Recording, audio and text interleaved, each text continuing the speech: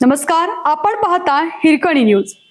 Hirkani news प्रत्येक क्षण ताज्या घडामोडी आणि महत्त्वाच्या प्रत्येक बातमीसाठी नेहमी तत्पर. प्रशासनाने झुकलेला खांब काढून नवीन खांब बसवण्यात यावा अन्यथा आंदोलन. मनोज भिसे. सांगलीतील 100 फुटी रोडवर मृत्यूचा सापळा, झुकलेला विद्युत खांब कधीही कोसळण्याची शक्यता.